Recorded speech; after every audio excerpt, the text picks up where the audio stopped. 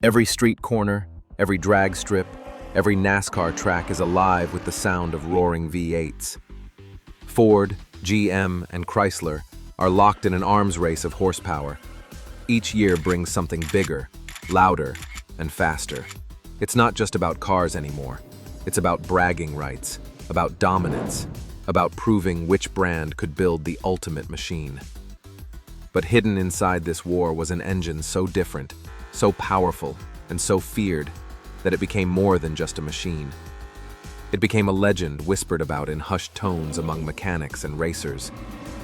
That engine was Chrysler's 440 six-pack.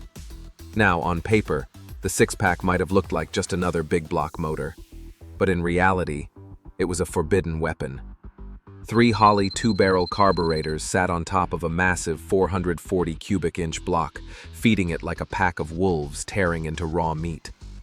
The result was brutal torque, insane horsepower, and an acceleration curve that left rivals in shock.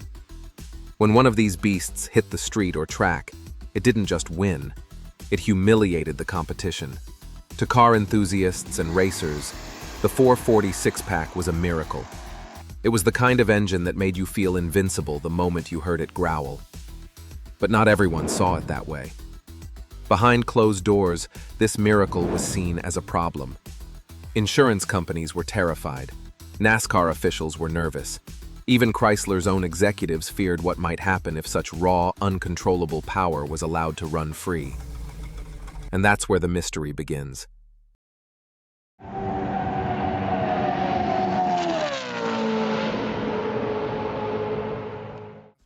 In the late 1960s, Chrysler was building a weapon.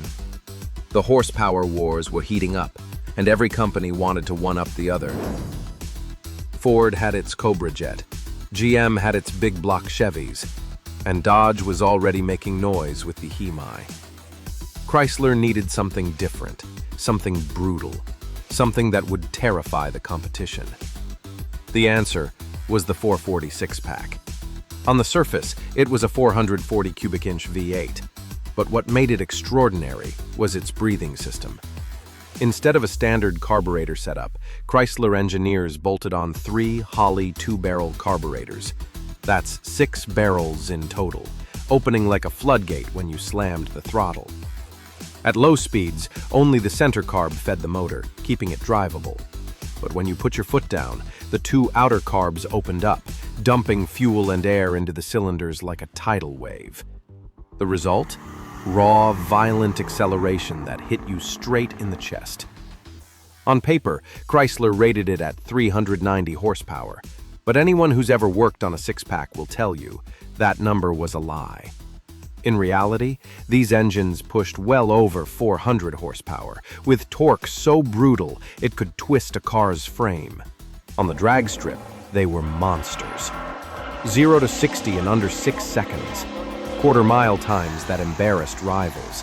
And on the street, when a six-pack Challenger or Cuda pulled up next to you, you knew this wasn't just another race. This was a massacre waiting to happen.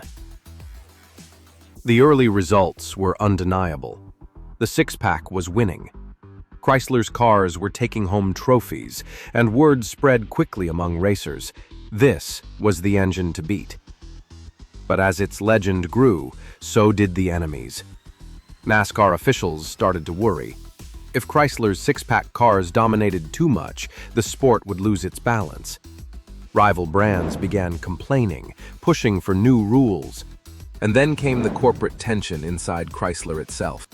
Some executives loved the glory, but others feared the backlash. Regulators were watching. The government was beginning to push for emissions control. The oil crisis was looming, and there was a sense that maybe, just maybe, this engine was too far ahead of its time. In those days, engineers and racers believed they were unstoppable. But behind closed doors, decisions were being made that would change everything. Because raw power like this never comes without a cost. Dramatic pause, lower tone. So what happens when an engine is too dominant, too feared, and too uncontrollable? The glory of the 440 six-pack couldn't last forever. What started as Chrysler's bold answer to the horsepower wars quickly turned into a problem. at least for those in power. On the racetrack, the six-pack was tearing through competition. In the hands of skilled drivers, it wasn't just winning races, it was dominating. He passes slower cars in moving up. NASCAR, already cautious about Chrysler's legendary Hemi, began to take notice, and what they saw scared them. Rival teams whispered to officials, claiming the six-pack gave Chrysler an unfair advantage. The truth was simpler. It was just better. But politics has a way of rewriting the rules when things get uncomfortable. Soon, NASCAR started implementing restrictions, narrowing carburetor sizes, altering weight limits, and quietly drafting rule changes designed to slow down Chrysler's cars. In the official language, it was about fair competition. In reality, it was sabotage.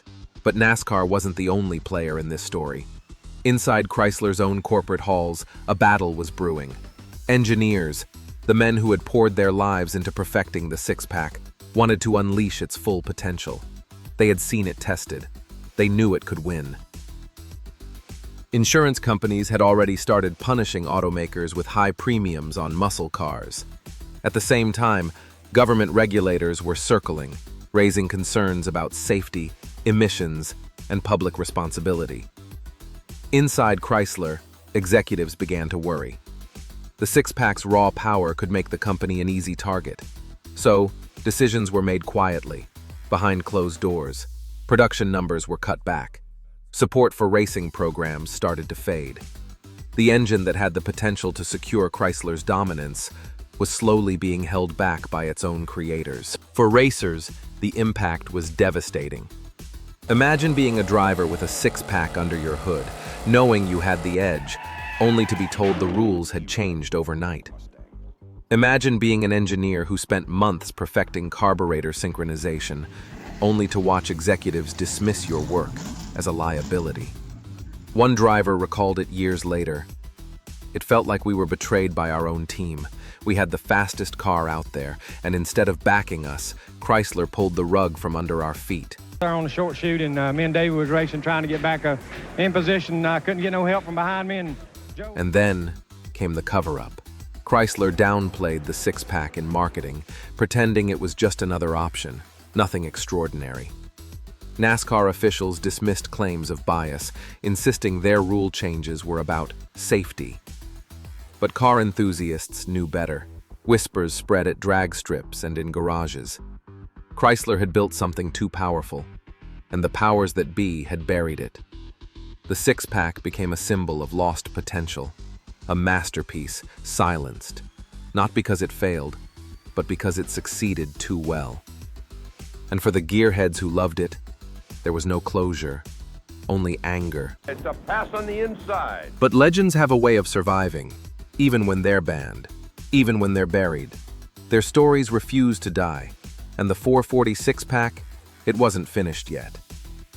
Narration: the corporate boardrooms may have silenced the 446-pack, and NASCAR may have buried it under regulations, but the legend refused to die.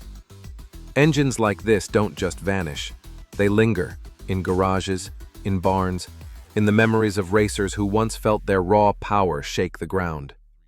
For decades, whispers of the six-pack kept it alive. Collectors began to realize what they had. A 446-pack wasn't just another big block, it was a piece of forbidden history. Some were hidden away in barns, covered in dust, waiting for the right hands to bring them back to life. Others ended up with die-hard enthusiasts who refused to let Chrysler's betrayal erase its existence. These weren't just restorations, they were resurrections. Every bolt turned, every carb rebuilt, was an act of defiance. At auctions today, original six-pack cars command staggering prices. To the untrained eye, they may look like just another vintage muscle car. But to collectors, they represent something far greater. They are relics of a time when engineers dared to push beyond limits, when horsepower was a weapon, and when politics stole away what could have been the golden age of performance. And for those lucky enough to hear one fire up, the sound is unforgettable. It's not just an engine, it's a voice from the past, a reminder of what muscle once meant before fear and regulation stripped it away.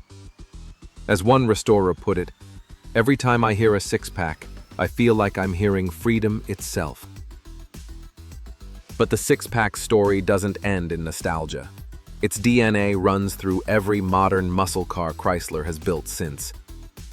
If you listen to stories like this should never be forgotten, make sure to subscribe, because there are more banned engines still waiting to be unearthed.